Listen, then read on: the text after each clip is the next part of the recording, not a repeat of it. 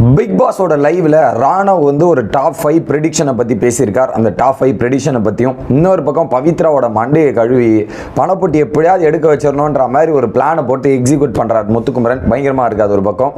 அடுத்து ticket to finale final டாஸ்கில் Bigg Boss கொடுத்த பயங்கரமான அதிர்ச்சி. அதில் ஒரு சிலர்லாம் ஆடி போயிட்டு ஒரு மாதிரி ஃபீல் ஆகிட்டாங்க. அடுத்து அந்த 10th டாஸ்கில் தீபக் செய்த சம்பவம் அப்படின்ற எல்லாத்தையுமே டீட்டெயிலாக பார்க்க போகிறோம். வணக்கம் மக்களே, நேஷனல் உட்ஸ்லேருந்து உங்கள் மணிவண்ணன். சேனலுக்கு புதுசாக இருந்தீங்கன்னா சப்ஸ்கிரைப் பண்ணிடுங்க. பல பேர் வீடியோ பார்க்குறீங்க, ஆனால் லைக்கே போடாமல் வீடியோ பார்க்குறீங்க. லைக் போட்டு வீடியோ பார்த்தா ரொம்ப நமக்கு யூஸ்ஃபுல்லாக இருக்கும். மறக்காமல் லைக் போட்டு வீடியோ பாருங்கள். கண்டென்ட்டுக்குள்ளே போயிடும்.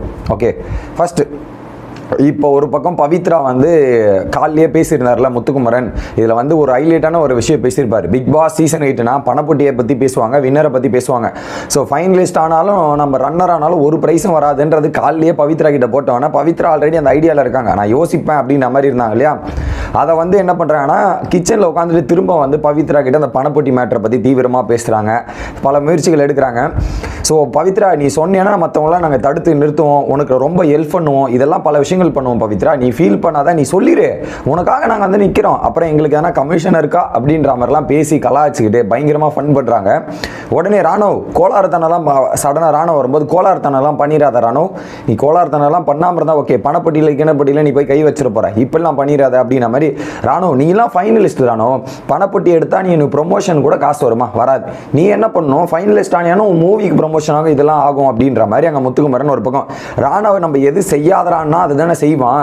ஸோ பணப்பட்டி எடுக்காதரா அப்படின்னு சொன்னால் எடுக்கணும்ல, அதனால் இப்படி பேசுகிறாங்க. ராணுவோட ஸ்ட்ராட்டஜி ஆப்போசிட்டாக பயன்படுத்துவோன்ற மாதிரி ராணுவ கிட்ட இப்படி பேசிட்டு இருக்கும்போது ராணுவ சொல்கிறான், 5 பேர் ஃபைனலிஸ்ட் ஆவாங்க. எனக்கு தெரிஞ்சு டைட்டில் வின்னர் ஆகிறதுக்கான வாய்ப்புகள் யார் யாருக்கெல்லாம் தெரியுமா இருக்குது? தீபக் அண்ணாக்கு இருக்குது, முத்துக்குமரனுக்கு இருக்குது, எனக்கு ராணுவ ஆகிய எனக்கு இருக்குது, ஜாக்லின் இருக்குது, சௌந்தர்யா இருக்குது. இந்த 5 பேர் தான் டைட்டில் வினருக்கான க்ரைட்டீரியாவே இருக்குது. வேறு யாருக்கும் டைட்டில் வினருக்கான க்ரைட்டீரியாவே இல்லை அப்படின்ற மாதிரி ராணுவ தீவிரமாக உட்காந்து பேசிகிட்டு இருக்காரு. ஆமாண்ணா, அந்த அளவுக்கு கான்ஃபிடென்ட்டை பாராட்ட வேண்டியது இருக்குது. ஆனால் அந்த டைட்டிலுக்கு டிசர்விங்கான கேண்டிடேட்டா அப்படின்றது யோசிக்கும் போது தான் கொஞ்சம் வருத்தமாக இருக்கிறது அப்படின்றது பார்க்க முடியுது. அந்த கேட்டகரியில் விஷாலும் கிடையாது, அருணும் கிடையாதுன்றது ராணுவ கிட்ட இருந்து அந்த பதில் எதிர்பார்க்கும்போது எனக்கு ஷாக்கிங்காக இருந்தது. ஸோ இதன் தரப்புப்படி 5 பேர், இந்த 5 பேர் ஃபைனலிஸ்ட் வருவாங்கன்றது ராணுவோட ப்ரெடிக்ஷனாக இருக்குது. அடுத்து பிக் பாஸ் வந்து ticket to finale 10th task. அதுக்கு முன்னாடி வந்து அந்த டாஸ்க் நடக்கும்ன்ற மாதிரி என்னது ட்ரம் பண்ணுறோம், அந்த டாஸ்க் நடக்கும்ன்ற மாதிரி பிளான் பண்ணி திரும்ப ஒரு அலைன்ஸை ஃபார்ம் பண்ணலான்ற மாதிரி ரயன் வந்து தீபக் கூட பேச்சுவார்த்தை, பவித்ரா கூட பேச்சுவார்த்தை, நிறைய சம்பவங்கள்லாம் நடந்துச்சு. ஆனால் அந்த டாஸ்க் நடந்தால் அதை பற்றி பேசுவோம், நடக்கலைன்னா அது அன்வான்ட் கண்டென்ட் தானே, அதை அப்படியே விட்டுரும்.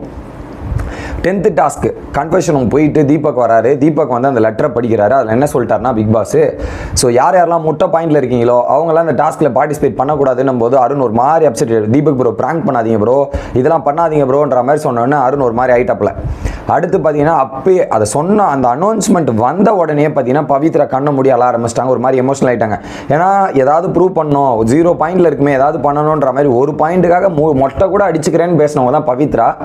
ஸோ அந்த ஒரு ஃபீலிங்ஸை புரிஞ்சுக்க முடியுது. ஜாக்லினும் அந்த இடத்துல அப்செட்டு, ஒரு பக்கம் கால் வலியோடு நான் விளையாடுறேன்னு வந்த விஷாலுமே அப்செட்டுன்ற மாதிரி 4 பேருமே ஒரு மனம் உடைந்து மனம் நொறுங்கி போன தருணத்தையும் நம்மளால் பார்க்க முடிஞ்சிச்சு. ஓகே, அதுக்கப்புறம் இந்த டாஸ்கோட அனௌன்ஸ்மெண்ட்டுக்கு வரேன். அதுக்கப்புறம் பவித்ரா வந்து தேம்பி அழுதுட்டு இருந்தாங்க. அப்போ வந்து பார்த்தீங்கன்னா ரயனும் சௌந்தர்யம் வந்து அவங்கள வந்து கன்சோல் பண்ணி, ஃபீல் பண்ணாத பவித்ரா, இந்த வாரம் நீ உன்னோட பெஸ்ட்டு கொடுத்துருக்க, பயங்கரமாக விளையாடிருக்க, நீ வரி பண்ண வேண்டிய அவசியமும் கிடையாது, ஃபீல் பண்ண வேண்டிய அவசியம் இல்லை, பேச வேண்டிய இடத்துல பேசியிருக்க, டாஸ்க்லாம் பயங்கரமாக பண்ணியிருக்க, நான் அதை தான் பாராட்டி சொன்னேன், நீ இதை ஃபீல் பண்ணவே வேண்டாம், எல்லா மக்கள் பார்த்துருப்பாங்கன்னு பவித்ராவை கூல் பண்ணுறாங்க. இன்னொரு பக்கம் அருண் ஒரு மாதிரியாக உட்காந்து ஃபீல் பண்ணுறாரு. ஜாக்லின் இப்போ பாத்ரூமில் போய் எமோஷனல் ஆகிறாங்கன்றதெல்லாம் பார்க்கும்போது வருத்தமாக தான் இருக்கிறது. இது ஒரு பக்கம் நடக்குது. டாஸ்க் என்ன அப்படின்றது பார்த்தீங்கன்னா நேரம், நல்ல நேரம். ஸோ நீங்கள் எல்லாரும் ப்ரோமோவில் பார்த்துருப்பீங்களா, ஒன்றும் இல்லைங்க, அந்த 12 கிளாக் செட்டப் இருக்குது. அந்த கிளாக்கில் 12 பால்ஸ் இருக்கும், அதுக்கு மேலே ஒரு பால்ஸ் இருக்குது. அதை ஷேக் பண்ணி அந்த 1ஆம் நம்பர் பக்கத்தில் ஒரு சின்ன ஹோல்ஸ் இருக்கும், அந்த பாலை வந்து அந்த 1ஆம் நம்பர் பக்கத்தில் பிளேஸ்மெண்ட் பண்ணும். ஸோ அப்படி 12 ஹோல்ஸ் இருக்குது, அந்த 12 ஹோல்ஸ்லையுமே அந்த பாலை பிளேஸ் பண்ணும். இதுதான் டாஸ்க்கு. இதில் என்ன பண்ணணும்னா அட் அ டைமில் 2 பேர் தான் பார்ட்டிசிபேட் பண்ண முடியும்.